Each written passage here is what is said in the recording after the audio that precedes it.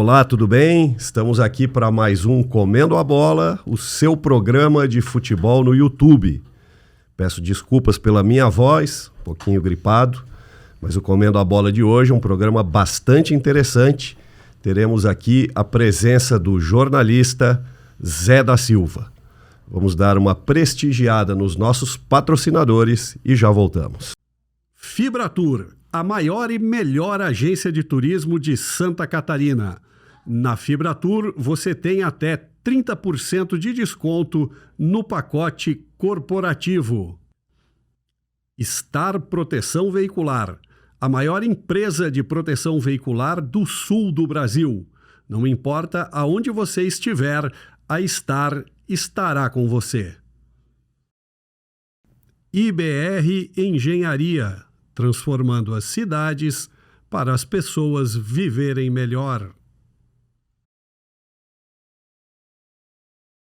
Pontal do Galo Casas de Charme, a sua hospedagem em Garopaba. Procure no Airbnb e no Instagram. Muito obrigado aos nossos patrocinadores que fazem o Comendo a Bola acontecer. E para bater esse papo aqui com o Zé da Silva, como quase sempre à minha esquerda, professor Carlos Eduardo Falkowski. Tudo bem, amigo? Vou ficar um pouco mais longe hoje, né? Em virtude da situação de saúde, né? Eu posso usar uma máscara. É um distanciamento, né, necessário, né? Mas bastante ansioso para bater um papo com o grande Zé da Silva. Legal. Sentado à minha frente. Certeza que será um grande programa. Conosco também, Eduardo Lamas. Tudo bem, Eduardo? Tudo bem, graças a Deus, tudo certinho. E um prazer sempre renovado estar aqui. Ainda mais aqui ao lado do grande Zé da Silva. Obrigado, para nós também é um prazer sempre ter a tua presença e o auxílio luxuoso de Eduardo Lamas. E o nosso convidado agora oficialmente apresentado, Zé da Silva, jornalista, roteirista, cineasta. Cartunista, opa, quase uma falha, né? Torcedor do Criciúma. Esse é um assunto importante. Bom assunto. Zé, obrigado por ter nos atendido aqui. A gente sabe que a tua agenda é sempre corrida, mora no Rio, vem a Floripa de vez em quando. E para nós é um prazer aqui poder estar te recebendo aqui, batendo esse papo contigo. Legal, obrigado. É bacana saber do trabalho de vocês, no Comendo a Bola, contando as histórias do nosso futebol. E é uma alegria estar participando aqui. Vamos abrir um baú aí, puxar alguns causos. É isso aí. Maravilha. Eu vou começar.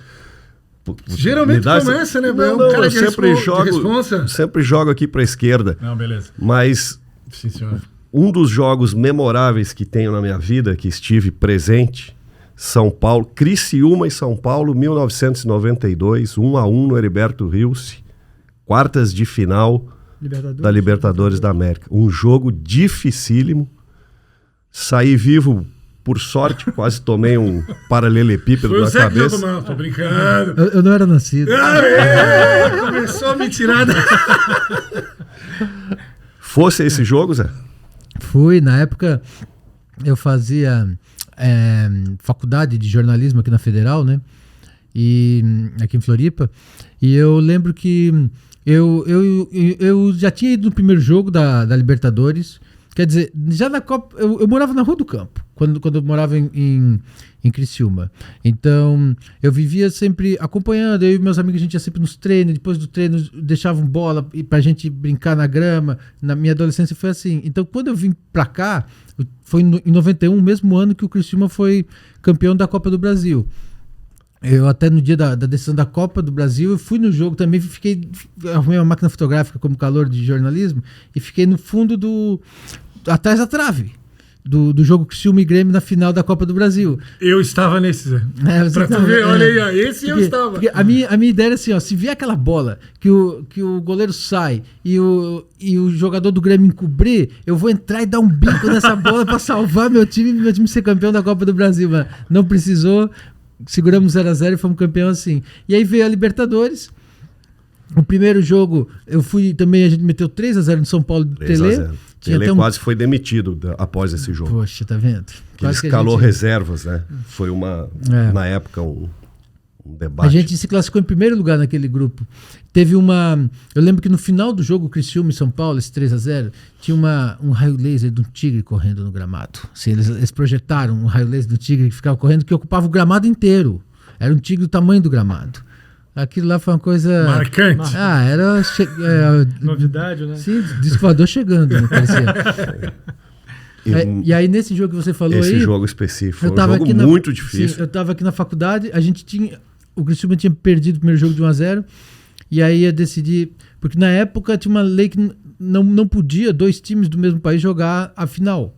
Então, o cruzamento de Criciúma e São Paulo foi antecipado. Foi antecipado. Não tinha essa lembrança, mas na Libertadores. lembro que existia a lei, né? Teve isso.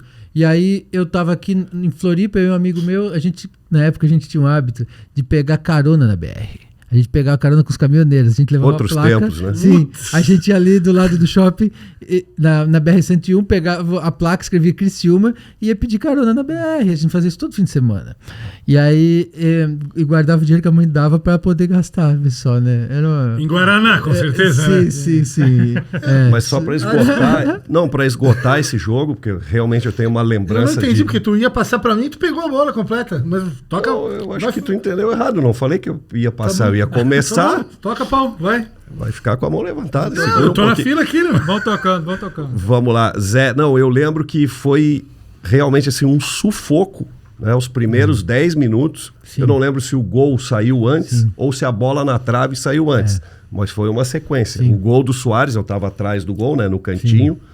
Ele antecipa e dá uma cabeçada, um golaço. E em seguida tem uma bola na trave, acho que do Roberto Cavalo. Teve isso.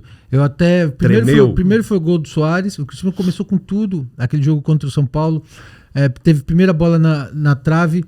Não, teve primeiro gol. Aí 5 minutos depois teve uma bola na trave. Até outro dia eu tava num bar lá em Copacabana. O cara virou e falou assim: você é torcedor do Criciúma? Eu falei, sim. Aí o cara botou a mão no meu ombro e falou: e aquela bola na trave do Cavalo? Cara, que coisa louca, né? Anos depois, né? Essa é a magia do futebol, né? Sim, porque aquele negócio, né? Se entrasse ali, não sei se esse time chegaria em Milão pra ganhar do Milan. Foi do Milan ou foi do Barcelona primeiro ano? Acho que foi do Barcelona. Foi do Barcelona. Foi Barcelona. Tem menos de um ano que eu tive com 4 dos campeões da Copa do Brasil. Copa do Brasil lá no Heriberto Rios. Fiz a entrevista pro Museu da Pelada, e eles comentaram muito sobre esse jogo, né, contra o São Paulo, que eles achavam que tinham condições plenas de chegar... Tinham, ficou provado que tinham. Ser campeões da Libertadores. Claro que com muita superação, né? Sim, o São Paulo era melhor, mas o já tinha superado antes, ganhar a Copa do Brasil. Foi uma campanha espetacular. Mas o auge, né? Da isso aí que você falou me lembrou, porque foi uma época... Porque imagina, o Criciúma começou a Libertadores ganhando do São Paulo 3-0 em casa. Aí a gente disse, gente, nunca viu disso. Eu, adolescente, achei que aquilo era normal, né? O time tinha vindo da Copa do Brasil, onde tinha sido campeão. Aí nesse dia do jogo que a gente pegou carona na BR ainda, que era um negócio que hoje em dia é impossível, né? Impensável. A gente ia com a plaquinha escrito o nome da cidade e tudo. Chegar lá, o estádio lotado. Fez esse 1-0 de começo, essa bola na trave que teve em seguida. Se tivesse saído ali, olha, arriscava os torcedores do Criciúma serem mais insuportáveis do que já são. Né? Você lembra quem foi que fez o gol? Não, na semifinal. O São Paulo, Barcelona de Guayaquil. Muito menos time do que o Criciúma. Sim. Muito menos time. Falando em torcedores do Criciúma, aqui em Floripa, Zé, tem um monte de criciumense, né? Tu morou aqui na época da faculdade só, né? Ou depois chegou outro período? Não, eu falar a verdade, eu sempre tive o pé aqui, por causa do trabalho no jornal, então eu sempre tive endereço aqui. Volta e meia eu tô aqui, tem meus pais que moram aqui, minha irmã que mora aqui. Então eu tô sempre aqui, tem empresa aqui, então fico um pouco lá, quando tem mais trabalho para lá.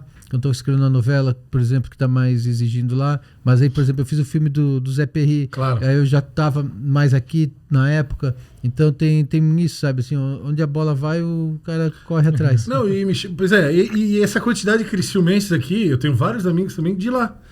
Inclusive, eles têm uma torcida aqui, Carvoeiros da Ilha, Associação Carvoeiros da Ilha. E 2 amigos dessa torcida, a gente se articulou. E, enfim, eu representando a torcida Carvoeiros da Ilha, louco, o nome de Leandro Pimentel, Pinguim, e o Heron, que são amigos meus da torcida, eles te enviaram os brindes aí da torcida. Opa, por favor aí. Opa, muito coisa, obrigado. Por favor aí, abra aí pra gente ver. Ali, ó. O senhor Mentira, podia ter boné. providenciado Mas se veio da torcida do Tigre, ó. Olha isso, ó. Ó. Muito Porra, bom, ó. sensacional. ó. Comentário bom. pra usar. Boné. Olha aí, ó. A cerveja, ó. Muito bom, olha aí. Que Então, bacana. Meu amigo Gilson Pinheiro também tá fazendo uma cerveja que remete ao Criciúma, que legal. então.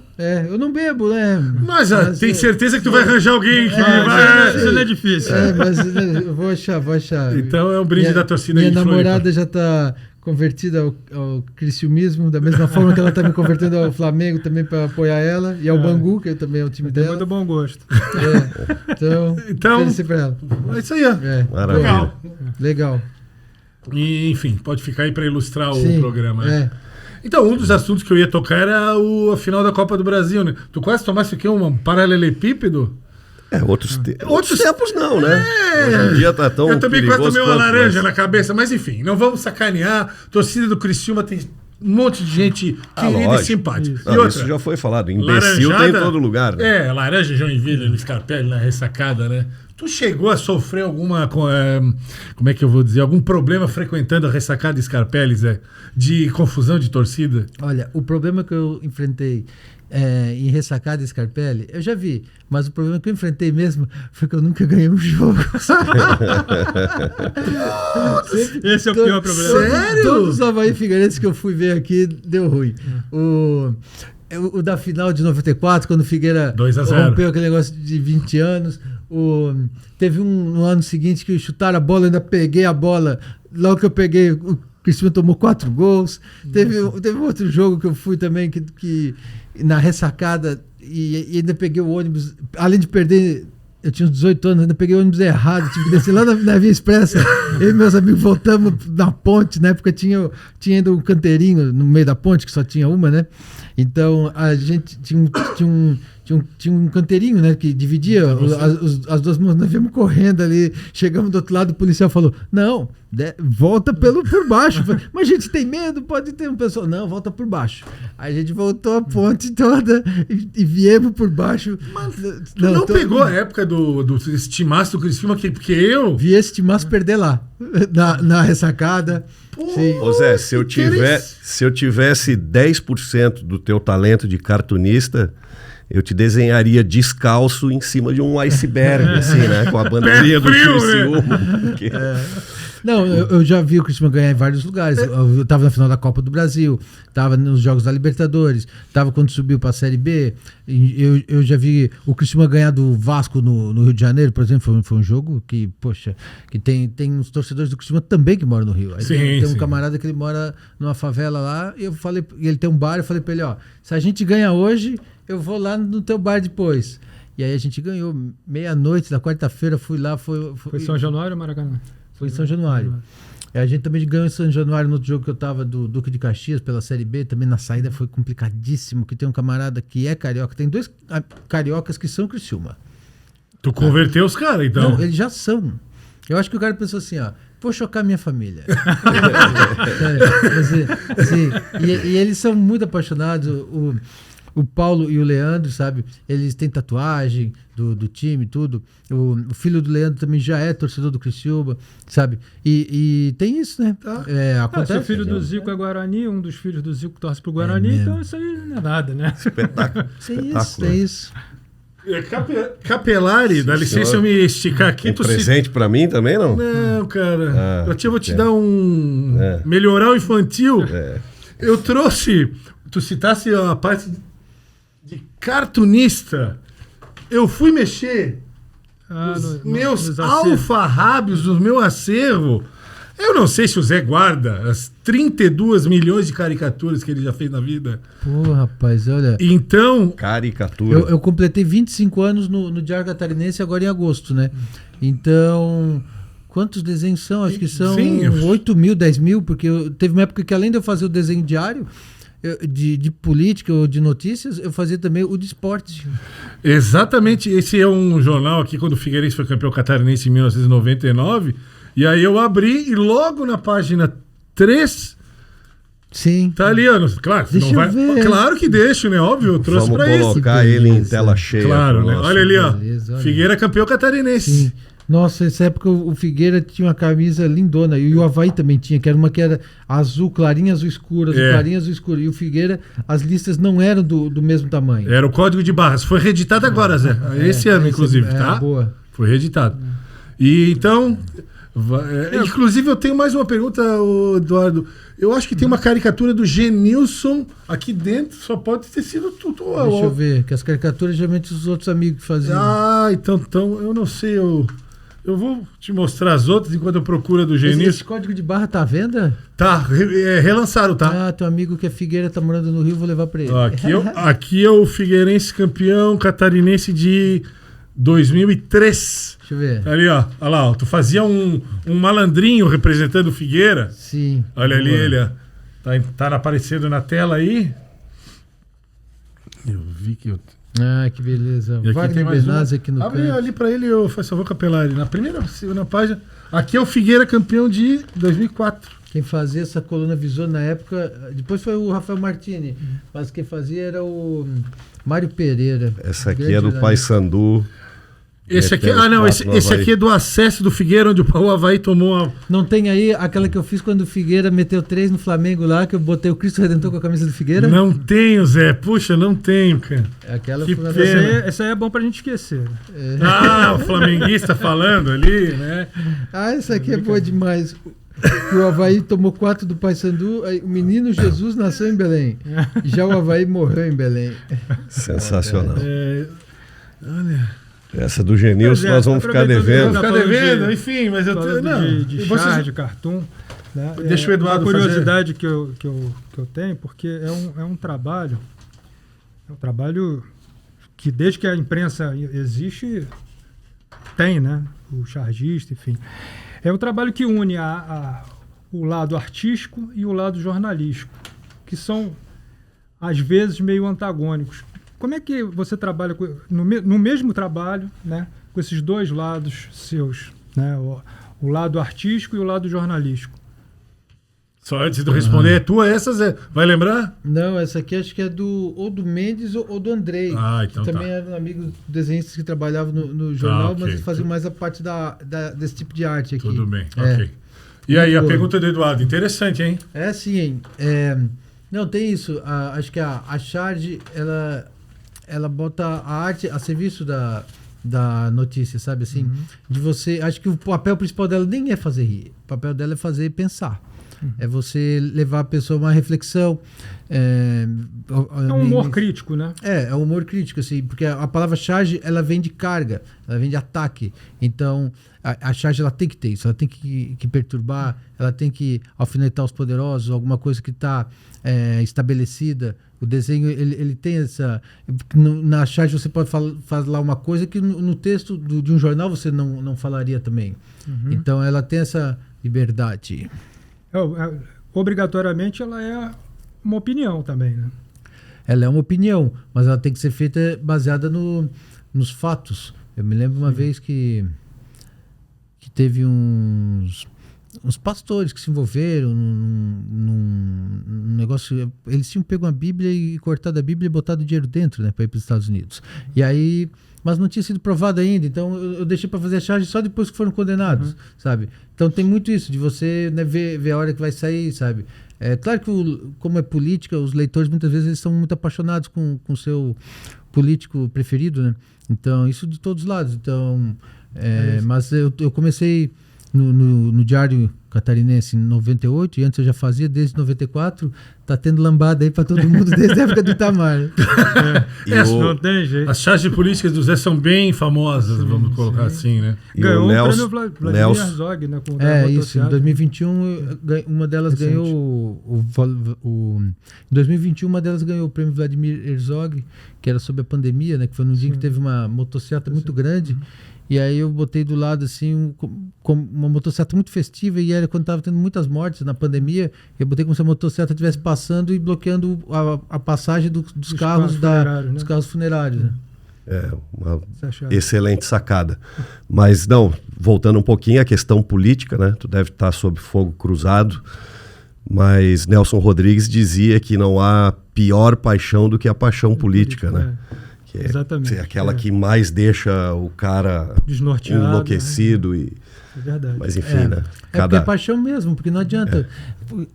Essa palavra que você usou é perfeita. Porque a paixão é aquele negócio, você vai lá e fala pro cara, olha só, essa pessoa que você tá ficando aí, eu vi ontem, em outra situação que não é bem aquela que você imaginava que ela deveria estar.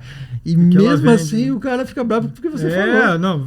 Ele não quer saber da verdade, sim, quer saber. É meio torcida de futebol, né?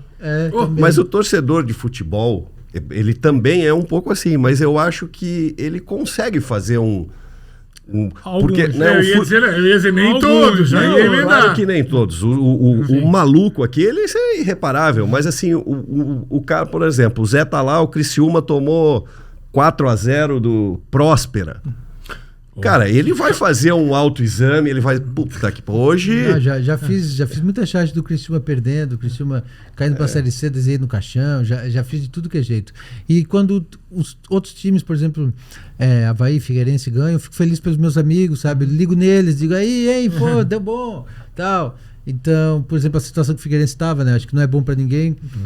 Conseguiu escapar. Pô, aquela vez que tinha 4 times na Série A, só o Criciúma na B. Foi uma época emblemática, na época do Delfim também, né? Eu acho que o Delfim ele dava muito apoio. Suporte, né? 2014, né? Sabe? Acho que o Delfim ele faz uma falta. O futebol catarinense teve mais clubes na Série A durante do que o Rio de Janeiro. Que o Rio, O Vasco caiu, né? Acho que o Vasco estava na segunda. Tinha um deles, o Botafogo, o Vasco estava na B. Eu acho que foi 2014. 14 o ou 15, Rio estava com 13. Creio que em 2013 com 4. cai o Vasco naquela batalha campal em Joinville entre Atlético Paranaense e... Exatamente. E aí no ano seguinte... Deixa eu só... Para terminar aqui, você falou da questão da charge não ser muito para rir, mas mais para criticar.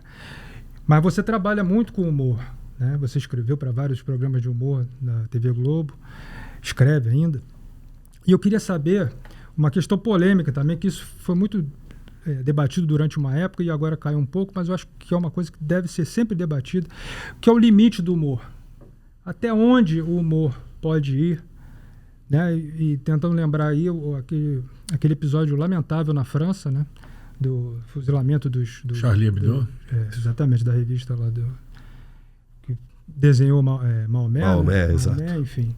Eu queria saber de você até onde o humor pode ir, qual é o limite do humor para você? Eu acho que a gente tem que falar também qual é o limite da seriedade, sabe? Porque... se você quer se indignar, às vezes uma coisa mínima pode se indignar, porque o problema não está no outro, o problema está em você, sabe? Você pode ver uma coisa, o problema é como você vê a coisa. Então, a pessoa que é super séria, acho que no caso que você deu, religião, uma coisa que as pessoas levam super a sério, futebol, tem muito fanático, política, então, que é o principal tema das charges, sabe? Então, se a pessoa souber ver com humor, ela pode ver diferente. Acho que talvez também o que precisa a gente falar é o limite da seriedade. Uhum. Que às vezes nem é tão sério assim, né? É só vontade de ficar bravo mesmo. Através das charges, podemos dar um diagnóstico de que a sociedade está doente, então. Acho que toda pela reação. Acho que toda a sociedade é doente, sabe? Pô, a sociedade de Cristo lá, com matança de inocentes, sabe? Sociedade do Egito... Não evoluímos muito. Né?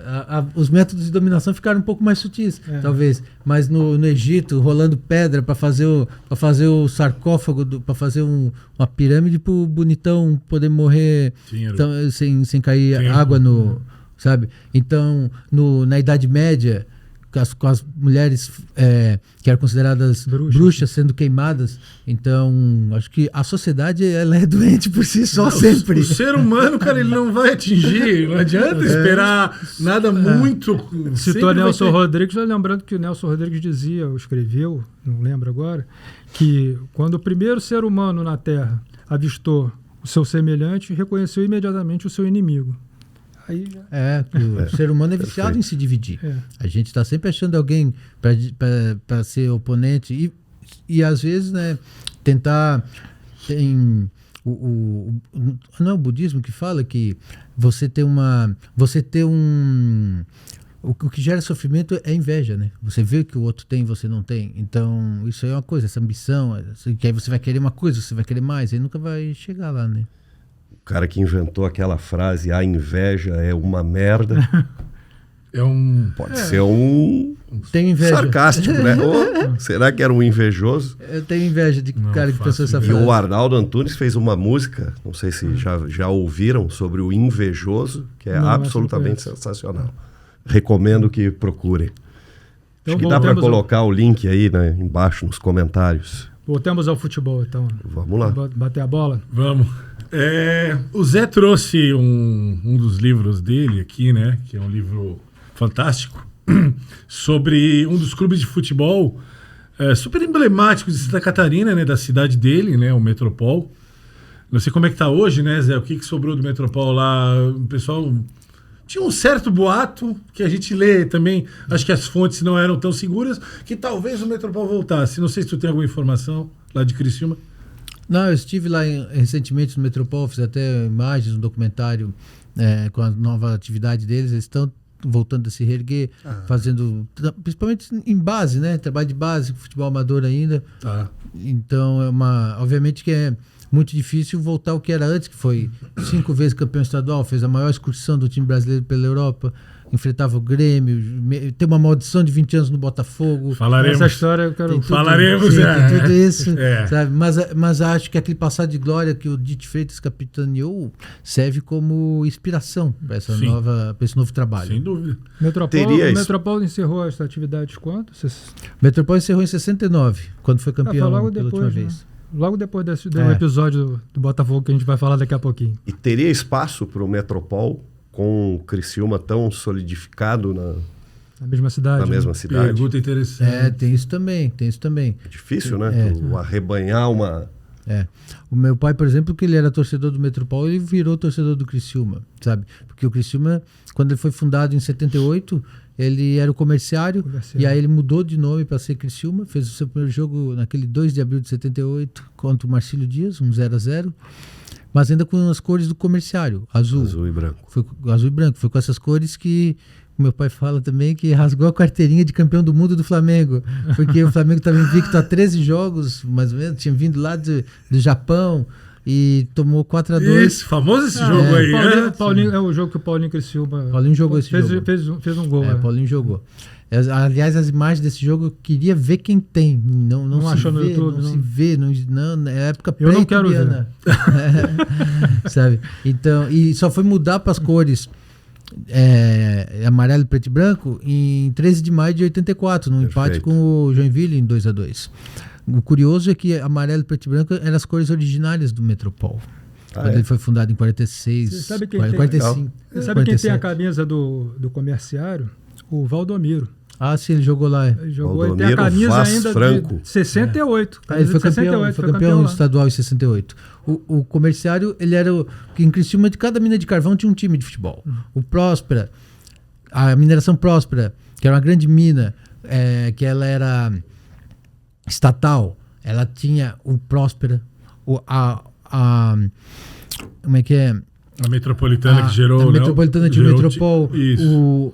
O Atlético Operário era da CBCA. Aí nas cidades em volta, Siderópolis, tinha o Minerazil, tinha o Itaúna, lá tinha o Treviso, Minerazeiro de Uruçanga. Ali jogou... das próprias indústrias? Sim, ali jogou o pai do Valdo, por exemplo, que jogou na seleção e em vários outros times, né? Grêmio. Valdo. Sim, esse Valdo, ele é de Siderópolis. Sabe? Então tinha isso. Então tinha uma grande competição. Os mineiros, eles eram muito competitivos entre eles nos campeonatos regionais.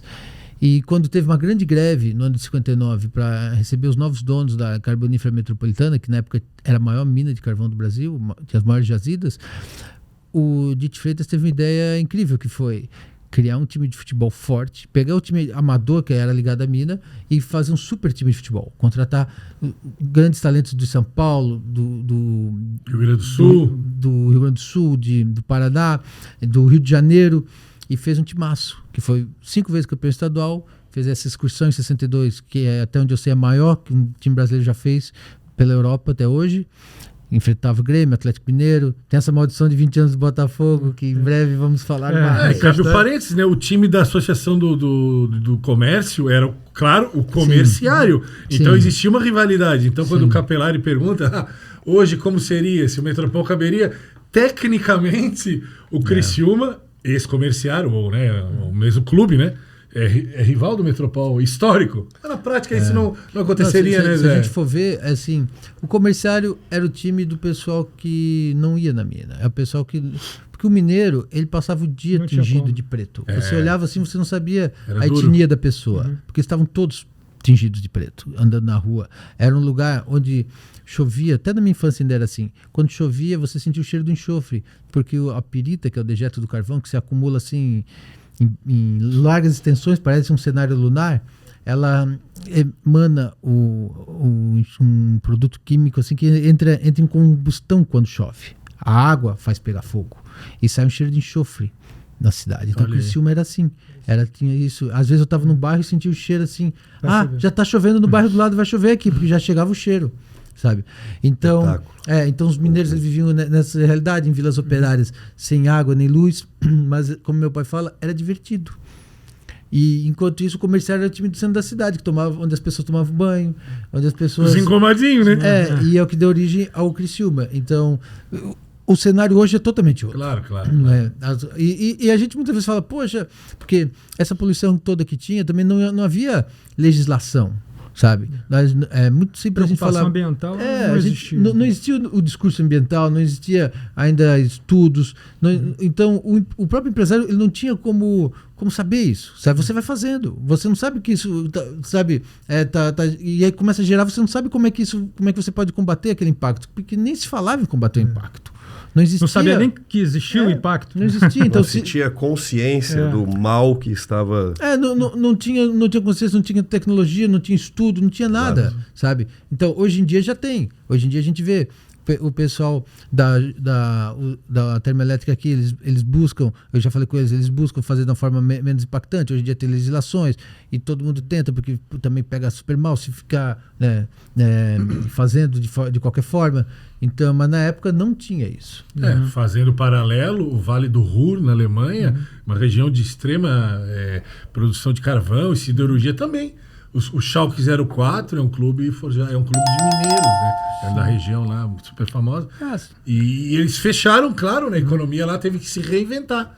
Né? Mas, enfim, também tem essas origens. Essa história de clubes, de fábricas, né, de comércio, no Rio também tinha o Bangu, da fábrica Bangu, o Manufatora, acho que em Niterói, não sei se é Niterói, São Gonçalo, acho que é Niterói. Tem o Confiança, né, lá em Vila Isabel. E o time do comércio era o time do Vasco, né? Isso, dos portugueses. Isso é uma das coisas que mais me fascina no futebol. A origem de cada clube. Isso é muito e legal, mais do que a origem de cada clube, o Zé falando aqui me veio à cabeça, né? Tentei montar aqui a ideia de como era esse contexto, né, dos clubes enfim, Criciúma, e lembro de Santos, que o futebol da praia no Rio também, e tantas outras cidades no Brasil, né? O futebol de praia era 11 contra 11, né? O campo era do tamanho do campo de grama. Não aquele jogo chamado beach soccer. Não, beach é outra coisa. Se o cara me chamar para ver um jogo desse, cara... Esse da televisão hoje em dia, então já criticamos aqui. Porra, eu prefiro passar 2 horas vendo um... Futebol... Sei lá o quê, mas... Botão. Tu jogando sozinho aquele jogo, 1 contra 1. Né, mas essa origem, assim, né, de cada local do futebol, isso para mim é uma forma de enxergar o quanto o futebol está entranhado na cultura, né, do nosso povo, né? Povo, da cidade. E a gente aprende horrores, né? Um livro tipo do Zé. Não é um livro exatamente só sobre futebol do Metropol. Como ele descreveu, ele conta a história da cidade de Criciúma, das minas, da mineração. Contextualização toda. Porque os mineiros de carvão, que inicialmente eles estavam protestando contra os novos patrões, com a ideia do Dite Freitas de fazer um super time de futebol, eles se tornam super simpáticos aos donos da empresa e ao Metropol, sabe? E aí tem toda uma mudança, por exemplo, se o padre fala do time na missa, o padre senta no banco de reserva. Ele aparece. Então, a cidade começa a aparecer nos jornais de Porto Alegre, nos jornais de São Paulo, nos jornais de Curitiba, do Rio de Janeiro e da Europa, quando faz a excursão, por causa do futebol. Claro. Então, isso cria um clima que aproxima empregados e patrões, e o pessoal das outras minas, e o pessoal do comércio começa a dizer que o torcedor do Metropol ele é um carneiro, que é aquele em que o dono corta o pelo e não reclama. Eles começam a rir disso. E aí o Dite Freitas... Cria rivalidade, né? E o Dite Freitas, como está sempre um passo à frente, a ideia que ele tem é encampar isso. Da mesma forma que chamava o Palmeiras de porco, por exemplo, o Flamengo de urubu, ele encampou o Carneiro virou mascote, né? Virou mascote. Uhum. E meu pai contou uma história que a torcida do Comerciário passou a engordar um Carneiro. Que disse assim, não, no dia que a gente ganhar o clássico Copol, Comerciário Metropol. os engomadinhos do comércio disseram, não, nós vamos comer esse carneiro para rir dos mineiros de carvão, que são puxa-saco do patrão. E o Carneiro morreu de velho, que levou 10 anos para ganhar. Se não me engano, tem uma vitória só do Comerciário em cima do Metropol, né? Na época do Metropol Amador teve mais, mas na época do Metropol Rico só teve no ano do Comerciário, quando o Comerciário ele tá para ser campeão. Em 68. Que aí já estava em 69, porque na época os campeonatos eles continuavam depois. Não, verdade, a gente já falou sobre isso. A final de 61, que foi Metropol e Marcílio Dias, eles jogaram aqui no Adolfo Conde no dia 1º de abril de 62. Isso aí era bem comum. E aí, tem um capítulo, e aí vamos entrar, né, Eduardo? Quer dizer, que é uma das coisas... Eu já tinha, antes de ler o teu livro, eu já conhecia a história do teu livro, é ótimo, porque tu traz ali os recortes de jornais, que para quem não sabe... É o pessoal do Botafogo, né? Que Botafogo eu não sei se quando o nosso programa estiver no YouTube, o Botafogo já vai estar com a taça de campeão brasileiro de 2023. Não, ainda não. Tu acha que ainda não? Não. Eu acho que daqui Tá ficando o título dos caras. Daqui a mais 5, 6 rodadas, acho que o Botafogo vai estar com uma diferença bem menor. Estou torcendo pro Botafogo, mas acho que... Eu não, mas enfim, fica com a tua torcidinha. O que acontece é o seguinte, a Taça Brasil de 68, que é considerado pela CBF um título nacional. Tivemos um programa só sobre isso, Zé. Vale nada. Não Quer vale... dizer, como título brasileiro, nada. A gente não quis nem Até saber. porque nesse ano, só fazendo um parênteses rápido, que nós tocamos no assunto no outro programa, a Taça Brasil foi disputada, nesse ano foi disputada a Taça Brasil e a Roberto Gomes Pedrosa. Enfim, o Metropol tem uma campanha, no Grupo do Sul ele passa pelo Grêmio e pelo Água Verde, era um triangular, né? Água Verde do Paraná. Do Paraná, um time de cada estado do Sul, né? 2 empates com o Grêmio e ele ganha os jogos do Água Verde, não sei se ganha os 2, né? Enfim. E aí vem o confronto com o Botafogo do Rio de Janeiro, que os cariocas entravam ali sem a primeira fase, vamos dizer assim, né? Isso. Bem, o Zé pode falar mais, mas o que acontece? Primeiro jogo no Maracanã. Mal. Quanto foi? 6-1, né? 6-1. 6-1 pro Botafogo. Tinha um grande time, né? Parece que os jogadores do Metropol se sentiram, né? Sentiram o peso do estádio. E o Botafogo também era um grande time. Volta o jogo. 1-0 Metropol. E aí o seguinte, né? Diz que a torcida toda em cima, pressão, confusão, bate-boca, Zagallo reclamando. Era o técnico do Botafogo. Não tinha saldo de gols. Não tinha. Isso é ótimo, né? Eu ia Futebol dizer... daquela época tinha muito isso. Saldo de gols, não existia. É admissível pensar nisso nos dias de hoje. Acontece. Sim. Terceiro jogo. Aonde? Jogo desempate, eles gostavam de isso, falar. era o termo. Seria em Criciúma. Mando do Metropol. Esse estava no regulamento. Aí começa o embrólio. Não sei se o Zé quer continuar a história. Não, pode ser. Posso? Tu vai me corrigindo se eu errar. Vai. O Eduardo também conhece, Zé. Eduardo, por favor. Não, o que eu queria dar é o meu testemunho de carioca que conviveu muito de perto com a agonia botafoguense dos 21 anos. Só para concluir a pequena história. O que acontece é que começa o trabalho de bastidores, uma alegação de que tem muita confusão no jogo lá no estádio do Metropol. E não se sabe se há uma sugestão da Federação Catarinense, se não me engano, de jogar no Adolfo Conde, aqui em Florianópolis, o famoso estádio, né, onde está o Shopping Beira-Mar.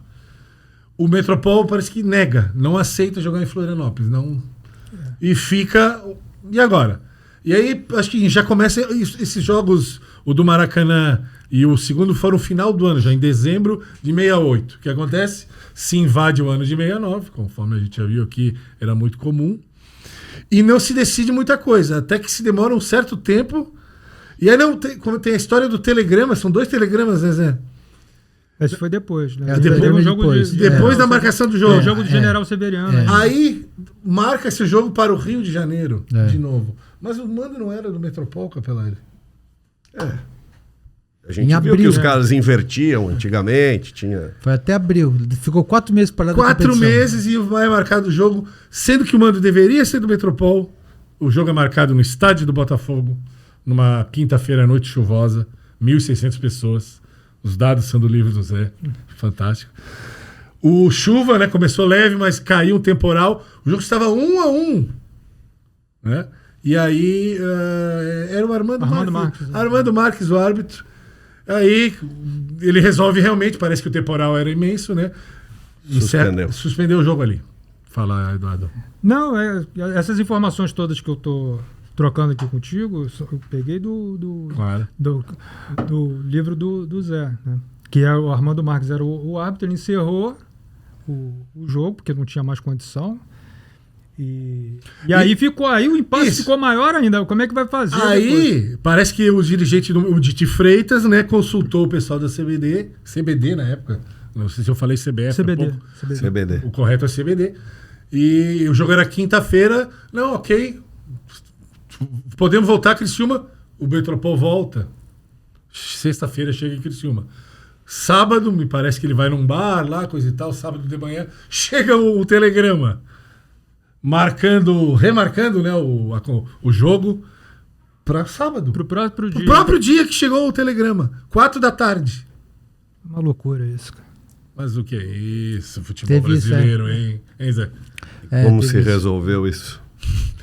Com o Metropol. Não, eles tentaram recorrer a alguma argumentação jurídica. Mas aí já marcaram os outros jogos e o Botafogo foi campeão. Isso, o Cruzeiro, né? Parece que jogou. Isso, o Botafogo acelerou ali a marcação. Botafogo CBD, e aí jogou com o Cruzeiro, né? Ameaçaram, inclusive, punir o Metropol com alguma uma multa, enfim.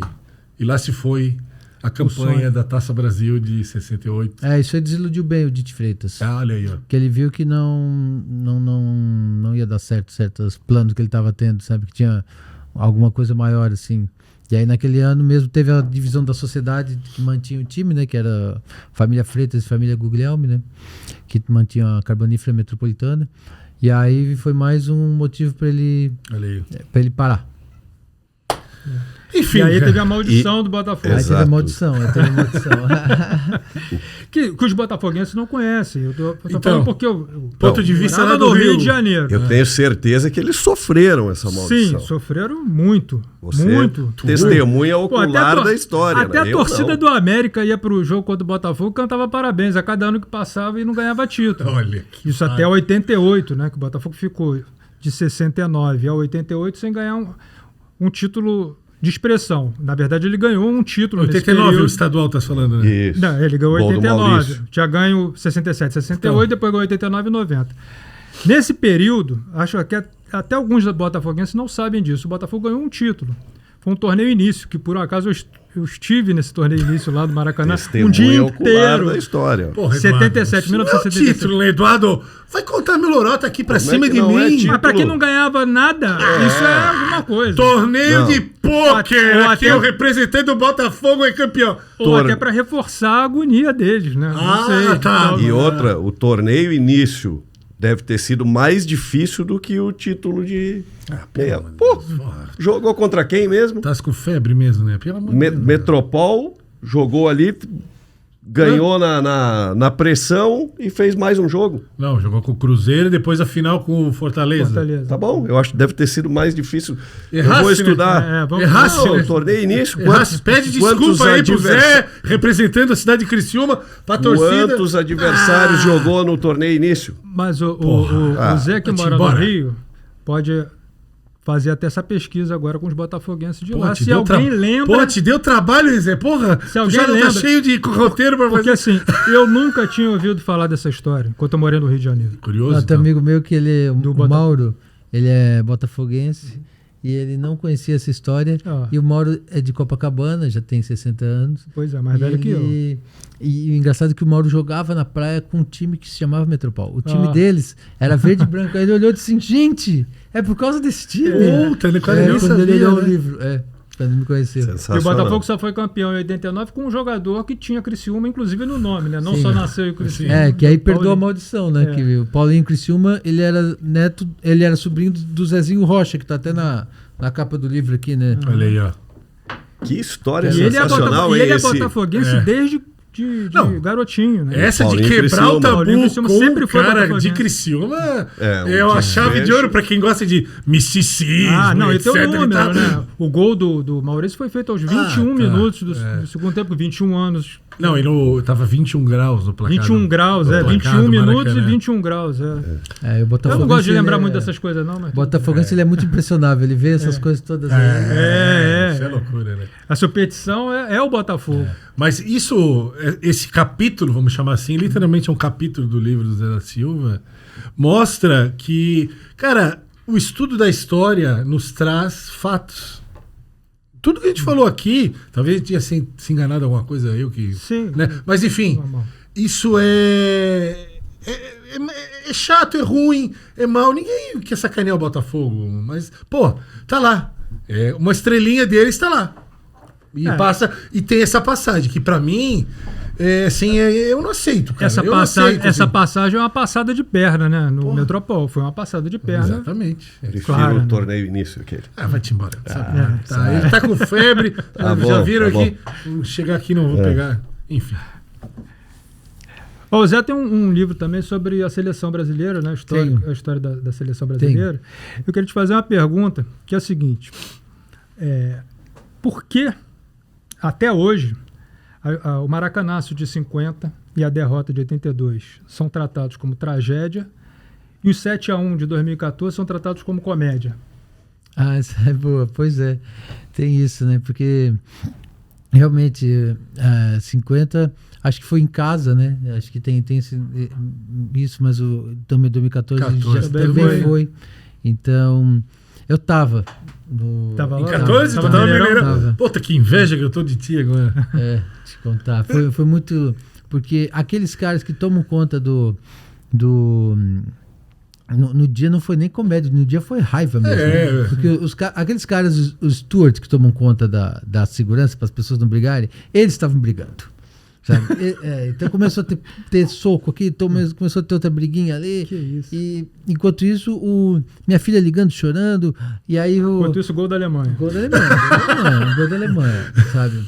Mas é engraçado a gente ver, né? Porque acho que a Copa o Brasil, o futebol da seleção não começou de cair ali. Acho que já vinha desde 2006, sabe? Quando nossas estrelas já tinham ganho a Copa 2002, estavam mais na Copa em busca de recordes pessoais. O Cafu querendo ser o que mais tinha jogado, o Fenômeno querendo ser o que mais tinha feito gols, Isso. sabe? Então tinha um clima meio primadona, sabe? Todo mundo muito estrelão. E ali já chegou o Robinho, que era nova geração, e aí pega os caras não no momento de mais esforço, mas no momento de mais tiração de onda, e acho que aquilo ali meio que infectou minha teoria, tá? Infectou o astral que vinha depois, sabe? Que a gente não viu mais a seleção jogar com a garra que tinha naquela época, né? A famosa farra de Vegas, né? Lá na Suíça. Na Suíça, né? Uma concentração em que, enfim, era uns treinos, entre aspas, né? Mas aquele jogo, o Brasil não tinha o Neymar, o 7-1. O Brasil não tinha o Thiago Silva também. e ainda tinha um dos maiores craques da história do futebol brasileiro, Bernard. Não o que dava... Alegria nas pernas. Isso dava uma charge, né? Teve o Fernandinho que entregou gol nesse jogo. Entregou gol na Copa seguinte. E não sofreu 1% do que o Barbosa sofreu. Pois é. E negro, né? O Barbosa, eu tô lendo o livro, Fernandinho posso também, falar. né? Exato, exatamente. Por isso que Todos aqueles chamei jogadores de 50 sofreram o Dante, por exemplo, que... Não, como é que Sim, é? o Dante e o Davi Luiz era a zaga. O Dante falou assim, não entendo por que o pessoal tem reclamado tanto de mim. Ele falou um ano depois. Sério? E nós nem reclamaram, né?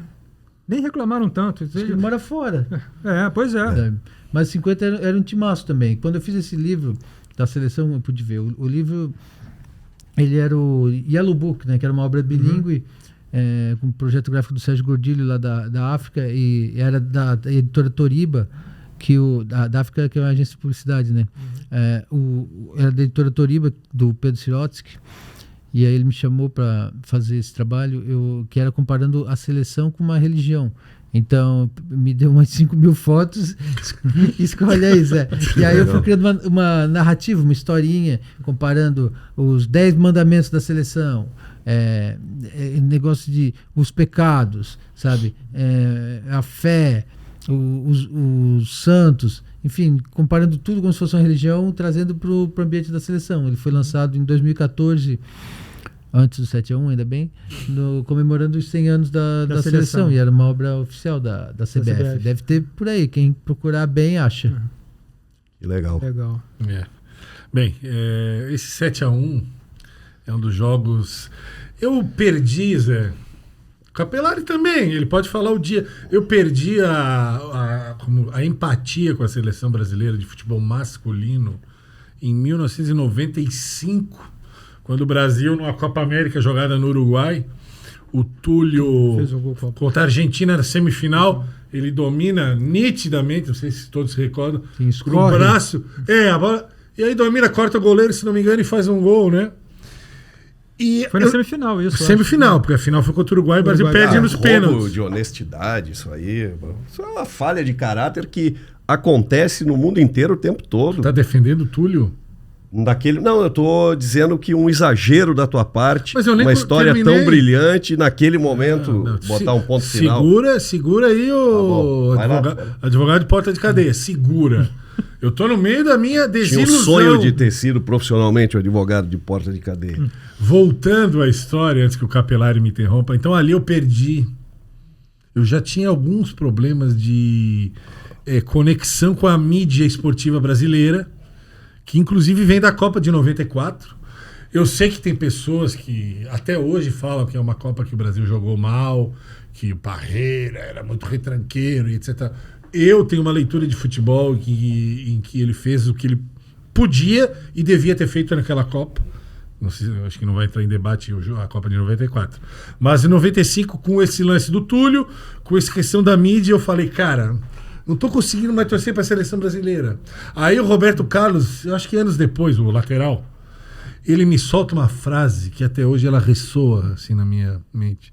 Ele comprou um relógio caríssimo, sei lá quantos $1.000. Eu lembro dessa história. Aí ele fala, eu tenho meu pulso aqui, um apartamento. Dá para vender em Miami também.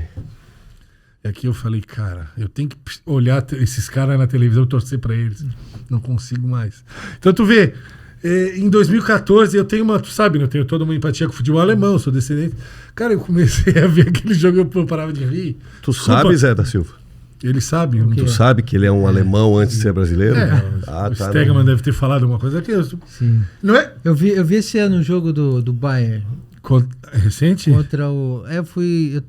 no Carnaval eu tava em Paris, aí eu vi o PSG contra o Bayern. Na Champions?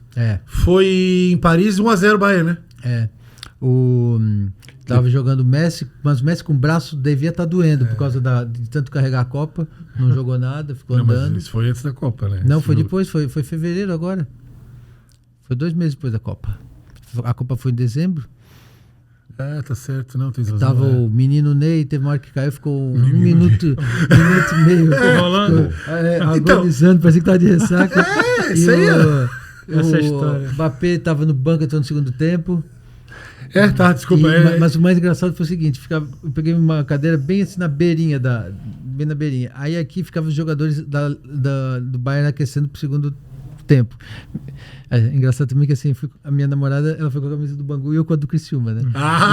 Aí sim! Na hora que a gente chegou, o segurança disse assim, não, vamos pra lá, que lá é a torcida visitante. A camisa do Bangu é igual a antiga. Isso, do Bayern, verdade.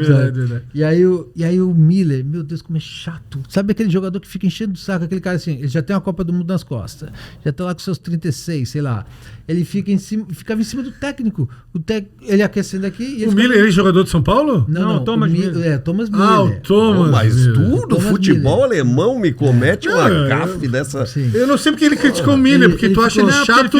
Se Se você visse, você ia perceber. Ah, Ele ficava assim no técnico, não, porque tem que fazer tal coisa, tem que fazer tal coisa. Aí dava 2 corridinhas. Palpiteiro. Sim, vinha na orelha do técnico. Acho que o técnico botou, como quem diz assim, cara, vou botar ele, senão ele não vai me deixar. Sabe? Ele ficava orientando os jogadores dentro de campo. Tava todo mundo aquecendo e ele já numa postura adiante, sabe? Botou em campo pra ficar longe dele, sim. né? Ai, vai Resolver todos os problemas. Tá brabo com o Thomas Miller, porque foi ele que abriu o 7-1, né, Zé? Só pode. Tem esse Mas detalhe.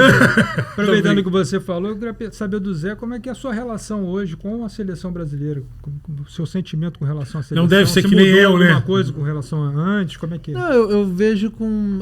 A gente não consegue mais ter tanta paixão assim, né? Até porque os jogadores, eles muitas vezes você conhece o jogador já na seleção, você nunca viu, digo, quem é esse? Ah, o cara saiu com 17 anos, foi vendido, foi para não sei o que, não sei o que. Ah, tá. Isso não é de agora, já tem um tempo que tá assim. Agora, você tá falando da seleção de 94, não queria debater, mas eu vou fazer um Toca comentário. pau. Outro dia eu vi, vocês já viram há pouco tempo a seleção 94 jogando? Eu vi a final há pouco tempo. que Um desastre, mostrou, né? um horror. Mas sabe que eu disse assim, gente, na época a gente achava. Aquele jogo foi nervoso. Mas o que o Parreira fez, hoje em dia todo mundo faz. Sabe? Eu fiquei dizendo, gente, esse negócio de assim, ó, calma, a bola tá com a gente. Vai lá, volta, vai lá no outro lateral. Volta, passa aqui pelo zagueiro. Calma que vai abrir. Não, sabe, ficar tocando essa bola aqui atrás. Hoje em dia tá todo mundo fazendo. E você vê, por exemplo, assim, o Fluminense, por exemplo, é um time que ele toca a bola lá na bandeira de escanteio. Fica lá 5 jogadores trocando a bola para puxar o adversário lá para a bandeira de escanteio e abrir, sabe? Então eles já estão mais um ponto à frente. Mas eu fiquei olhando o time do Parreira, que era um time que eu não gostava na época, e comecei a dizer, gente, tá jogando igual os times, todo mundo joga hoje em dia. A questão daquele time que perdeu o principal jogador de meio pra frente, que era o Raí, né? O Raí não jogou. O Raí começou a cair um ano Alguma antes. coisa aconteceu Que ali. ele sai do São Paulo, assim, pro timing da Copa, ele sai do São Paulo no momento errado, pensando na Copa, né? Que ele vinha bem embalado no São Paulo. Mas, ouvindo o Zé falar aqui, me veio a memória São Paulo e Barcelona em 92. Que foi a primeira vez que conscientemente eu vi um time botar o outro na roda. O Barcelona nos 10 primeiros minutos de jogo, e o gol do Stoichkov sai, acho que por aí, 10, 12, 15 no máximo. O São Paulo não tocava na bola. E era esse jogo. Pá, pá, pá. Cruyff, o técnico, né? Então uma herança holandesa. E foi a primeira vez que eu me dei conta, assim, tipo, olha, é um jeito, eu tinha... Mas isso mais no campo de defesa, né? Tudo bem, mas Então assim, não era o que a gente estava acostumado a ver, mas... assim, foi quando eu tive o choque. A Copa de 94 foi o momento do futebol mundial em que as seleções, elas realmente não conseguiam implementar um futebol de velocidade, né? Não era só o Brasil, não. Se tu parar para analisar, a final foi com a Itália, os outros semifinalistas foram Suécia e Bulgária. A Alemanha, que era a campeã da Copa anterior, que já não era uma Copa de muita evolução tática, foi eliminada num gol de falta. Não, desculpa, de cabeça. Um de falta e um de cabeça. Letkov, primeiro Stoichkov de falta. Então, assim, não tinha uma grande seleção se impondo em 94. E o Parreira com aquele... A Romênia teve uns brilharecos também, ali, né? Foi assim, eliminado pela Suécia nos pênaltis. Então, assim, foi uma Copa um pouco mais pobre, realmente. Então... Também eu acho que o clima, né? O horário dos jogos, bem né? observado. A final foi ao meio-dia em Los Jogos Angeles, né? muito calor. O calor. Não tinha como aquele jogo ser veloz. Eu fui visitar aquele estádio lá um tempo atrás que estava em Los Angeles, não deixaram entrar. O Rose Bowl? Eu queria bater a foto. Não pode. O Vigia falou. Porra, os caras nem pra... Ô, brasileiro, campeão do mundo teve, aqui. Não funcionou. Tá. Não funcionou. Enfim. Carteirada não deu certo. Não funcionou. Carteirada de brasileiro não funcionou lá. Zé, estamos chegando no final desse programa, infelizmente, porque o papo tá ótimo. Tá ótimo. Algum projeto aí em mente? O que tu tá aprontando aí? Sempre tem algumas coisas no forno. Uma coisa que eu tenho... um desejo antigo que eu estou começando a levantar é fazer um filme do Metropol, sabe? É uma coisa que mostrando aquela época. Boa. e o que o futebol marcou para aquele pessoal, o que o futebol mudou, porque eu acho que a partir de você contar a história do Metropol, você pode, todo mundo ver, e tem alguma história, tipo você contou do Bangu, tem muita história do futebol ligado com a sociedade, né? Das mudanças que ele promove. Então, acho que é uma história daqui de Santa Catarina que merece ser contada em filme. O curta do Saint-Exupéry já foi finalizado? Já o curta do Saint-Exupéry já esteve em 28 festivais no exterior. Foi exibido aqui no Cinema Paradigma durante umas 2 semanas, acho. E já passou lá no Multi Open Shopping também. A gente construiu o primeiro avião cenográfico da história do cinema brasileiro. É maravilhoso. E agora vai ter, no fim do mês, vai ter, no mesmo fim de semana,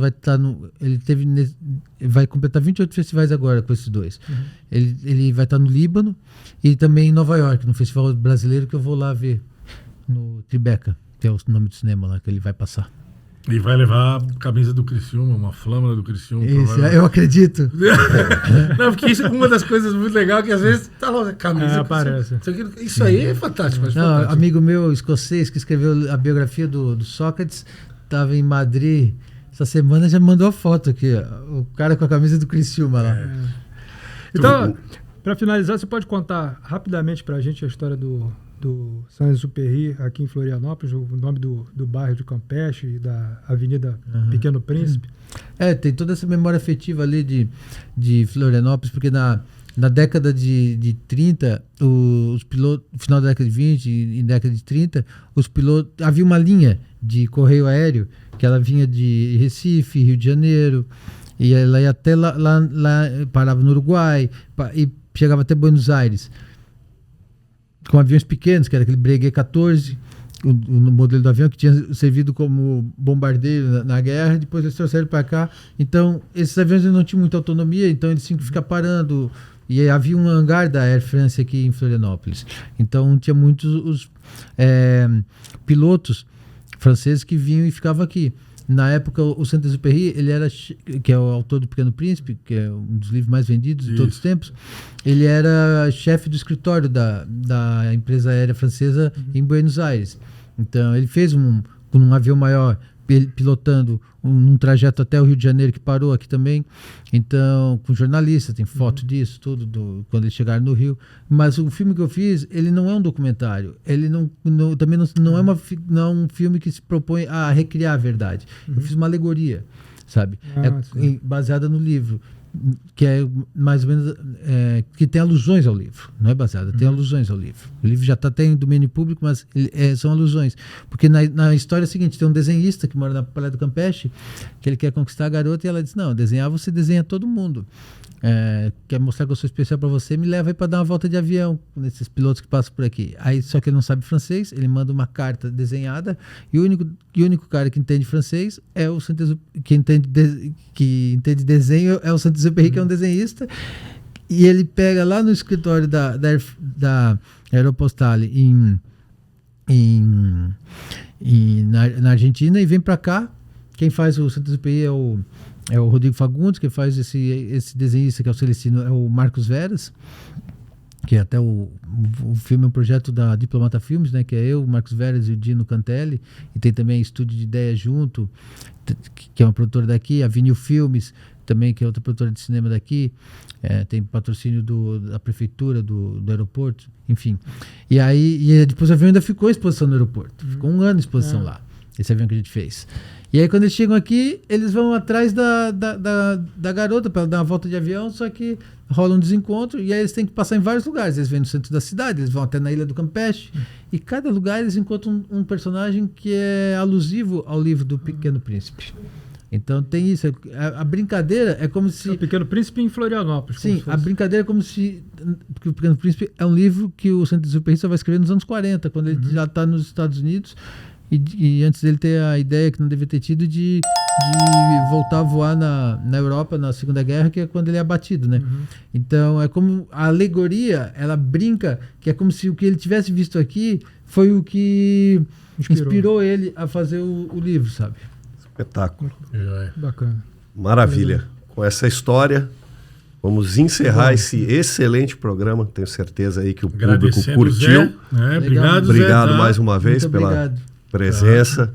Foi um papo excelente. Obrigado, professor. Eduardo. Obrigado, Eduardo Lamas. E a semana que vem tem mais um Comendo a Bola para você. Sei que eu vou estar gripado semana que vem também. Ou não! Falou! Obrigado. Valeu. Legal.